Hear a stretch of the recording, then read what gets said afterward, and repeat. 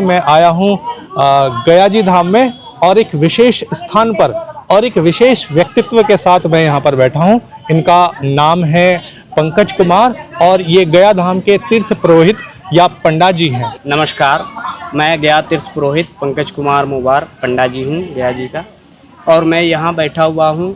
इस स्थान को सीता कुंड कहते हैं। यहाँ सीता माता ने दशरथ जी का पिंड दिया था।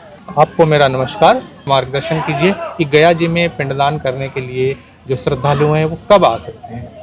गया जी में जो पिंडदान करने जो भी श्रद्धालु आना चाहते हैं वो यहाँ 365 दिन पिंडदान होता है।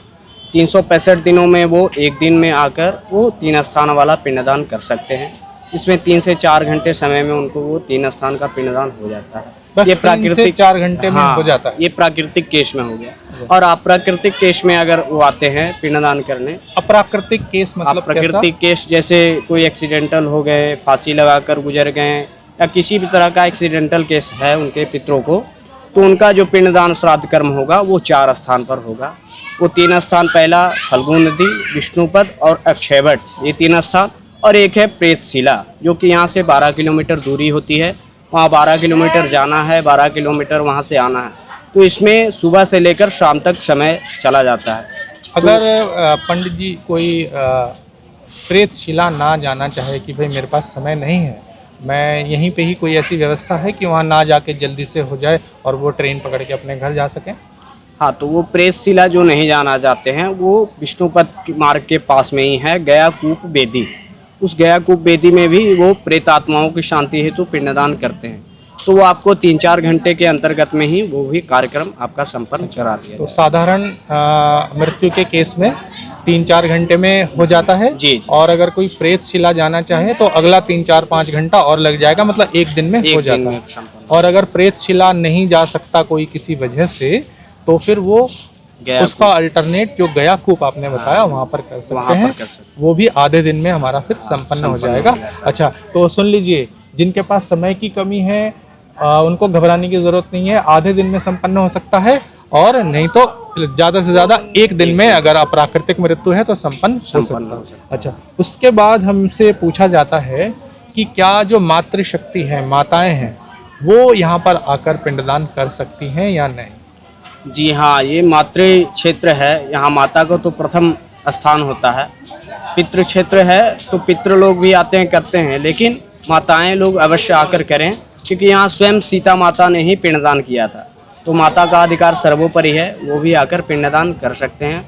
उनको सभी का पिंडदान करने का अधिकार है, चाहे वो ससुर पक्ष के हों या उनके मातृपक्ष के हों। सभी पक्षों का पिंडदान माताएं भी आकर कर सकते हैं। उसके बाद पूछा जाता है कि यहाँ पर पिंडदान करते समय मुंडन कराना ज़रूरी है क्या? क्योंकि आजकल ये हॉलीवुड बॉलीवुड फिल्मों को देख करके, हॉलीवुड तो नहीं, बॉलीवुड फिल्मों को देख करके तरह तरह के उटपटांग बाल रखने का फैशन ये चल गया है। तो उनको बड़ा कष्ट लगता है कि बाल कटवाना पड़ेगा। तो ये ज़रूरी है या नहीं है मुंडन कराना? देखिए, गया श्राद्ध के अंतर्गत अगर देखा जाए तो शास्त्र अनुसार तो कहीं भी वर्णन नहीं है कि गया जी में पिंड करें तो मुंडन कराना आवश्यक है।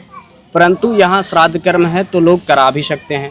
और जो प्रयागराज से करते हुए आते हैं पिंडदान, तो वो मुंडन वहीं से करवा के आते हैं। वो प्रयागराज का विधान है कि मुंडन होना चाहिए।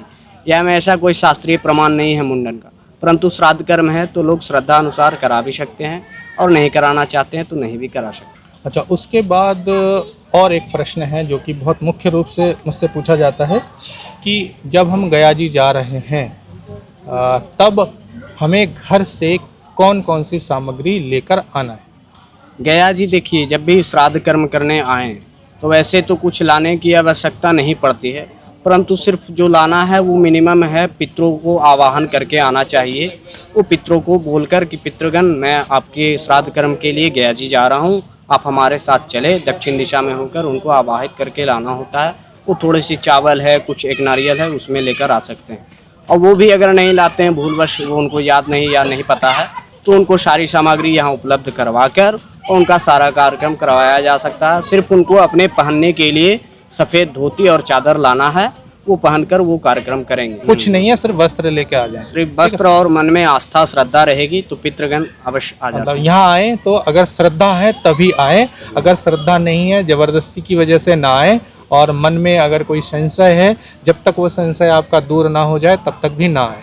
यहाँ पर सुबह कितने बजे से प्रारंभ हो जाता है और कितने बजे तक अगर श्रद्धालु यहाँ पहुँच जाएं तब उनका ये पिंडदान प्रक्रिया वो संपन्न करा सकते हैं? यहाँ श्राद्ध कर्म जो प्रारंभ है वो सूर्य उदय के पश्चात प्रारंभ हो जाता है। वो 5 बजे सूर्योदय, जिस तिथि हर दिन सूर्योदय के समय अलग अलग होते हैं, तो सूर्योदय से प्रारंभ होता है और सूर्यास्त के बाद पिंडदान नहीं होता है। सूर्यास्त से पहले तक पिंडदान संपन्न कर सकते हैं। मतलब अगर 10, 11, 12, 1, 2 बजे तक भी कोई अगर यहाँ आ रहा है, क्योंकि समय तो फिर 3-4 घंटा लगता है, तो हाथ में अगर सूर्यास्त से पहले 3-4 घंटे का समय है तो आपका ये संपन्न हो सकता है ना? तो थोड़ा सा 1 दिन का समय है या 3-4 घंटे का समय लेकर यहाँ आइएगा सूर्यास्त से पहले, तो आपका ये जो आपका कर्तव्य है वो यहाँ पे संपन्न हो जाएगा। अच्छा, बहुत सारे लोग पूछते हैं कि रहने की कैसी व्यवस्था यहाँ हो सकती है। वैसे तो ये बहुत मुख्य सवाल नहीं है, सभी लोग होटल वगैरह बुक करके आजकल बहुत सारे ऐप चले हैं, आ जाते हैं, लेकिन फिर भी अगर कोई जैसे आप लोगों से बात होती है, चाहते हैं कि मैं नहीं कर पा रहा हूँ, आप लोग व्यवस्था कर दीजिए, ऐसा कुछ संभव होता है क्या? ऐसे तो यहाँ बहुत सारे होटलें हैं, वो आप बुक कर सकते हैं, बुक करके स्वयं अपना रहने की व्यवस्था कर सकते हैं। परंतु हम लोग के पास धर्मशालाएं भी होती है और भी धर्मशालाएं हैं जो कि बहुत ही मिनिमम मार्जिन में आपका वो संभव हो जाता है। तो मेले में थोड़ा कष्ट होता है, परंतु नॉर्मल दिनों में आपकी रहने की व्यवस्था पंडित जी के पास जो व्यवस्था है उसमें आपको एडजस्ट कर लेंगे तो हो जाएगी, उसमें कोई कॉस्ट नहीं लगता है। परंतु आप स्वयं से अपने अनुसार अगर करना चाहेंगे तो अगर कोई ऐसा व्यक्ति है जिसको स्टार रेटेड होटल चाहिए या थोड़ा कुछ लग्जरी चाहिए तो वो स्वयं से कर लेने में ही अच्छा होता है। बाकी मैंने तो स्वयं भी अनुभव किया है, जो होटल विष्णुपद मंदिर के आसपास बने हुए हैं वो होटल काफ़ी अच्छे हैं। 1 दिन या 2 दिन रुकने के लिए बहुत ही सुंदर सारी व्यवस्थाएं उसके अंदर रुकने की व्यवस्था हो जाती है, शुद्ध शाकाहारी भोजनालय भी व्यवस्था हो जाती है, और बाकी मैं मार्गदर्शन भी कर सकता हूं और हमारे पास जो भी व्यवस्था है वो भी प्रोवाइड करवाता हूं। अच्छा, इसके बाद लगभग ये तो सारे इम्पोर्टेंट प्रश्न थे। एक और प्रश्न है जो काफ़ी लोगों ने पूछा है कि गया जी में जब हम पिंडदान संपन्न कर देते हैं उसके बाद जीवन भर जो हमारे पूर्वज हैं उनके प्रति हमारा क्या कर्तव्य रहता है? देखिए, गया जी में जब भी पिंडदान कर देते हैं पितरों के नाम पर तो लोग को समझ में आता है कि गया जी श्राद्ध कर दिए तो अब जीवन में पितरों के लिए हमें कुछ करने की आवश्यकता नहीं है। परंतु शास्त्र कहता है कि पितरों के लिए हमेशा आपको श्राद्ध कर्म करते रहना चाहिए। जीवन में जब भी आपकी फुर्सत रहे, आपके पास समय रहे, तो पितरों के लिए साल में उनकी तिथि आने के पश्चात उनको जरूर कुछ जल पिंड देना चाहिए। ऐसे पंचबलि निकालने की प्रथा है जो कि शास्त्र नियम कहता है कि पंचबलि पितरों के नाम पर देना है। पंचबलि का अर्थ होता है पशुओं का निधन, ये बलि चढ़ाना नहीं होता। पंचबलि का अर्थ होता है कि 5 लोगों को भोजन कराना। जैसे में पहले ब्राह्मण को भोजन कराना, फिर आपके पशु में आ गए कुत्ते को भोजन देना, फिर आपको गाय को भोजन देना, फिर आपको कौवों को भोजन देना, और फिर गरीब ब्राह्मण जो होते हैं, गरीब लोग होते हैं, वो नारायण रूप होते हैं, उनको दान देना। ये पंचबलि तिथि आने पर अवश्य पितरों के नाम पर करना चाहिए जो कि शास्त्र सम्मत है, और पितृ इससे प्रसन्न होकर आशीर्वाद ही देते हैं।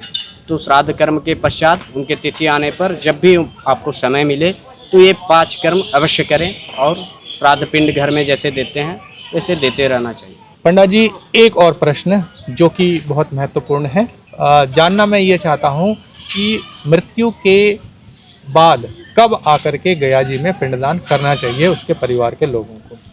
किसी भी व्यक्ति का अगर मृत्यु हो जाता है तो उसके पश्चात अंत्येष्टि संस्कार जो होता है 13 दिनों का, वो संस्कार घर में करके और उसके बाद ही गया जी आना चाहिए, जो कि वार्षिक श्राद्ध जब तक नहीं होता।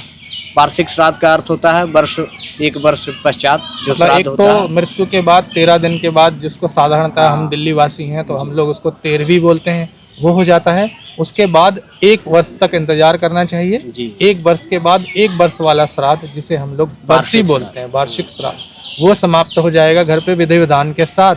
उसके बाद ही गया जी में आके पिंडदान कर सकते हैं। उसके बाद ही गया जी के आकर गया श्राद्ध करने के अधिकारी होते हैं। घर में शुद्धिकरण हो जाता है, वार्षिक श्राद्ध हो जाता है, तब पितरों को आकर यहाँ पिंडदान कर सकते हैं। बहुत सारे प्रश्नों का गया जी से संबंधित जो हमारा पिंडदान की प्रथा है उससे संबंधित बहुत सारे जो मुख्य प्रश्न हैं उसका उत्तर इस वीडियो में मैंने देने की कोशिश की है। अगले वीडियो में और भी कुछ जानकारी आप लोगों के लिए मैं लेता आऊँगा। इस वीडियो में मेरे साथ बने रहने के लिए आपका बहुत बहुत धन्यवाद। अगले वीडियो में फिर मुलाकात होगी, तब तक के लिए नमस्कार।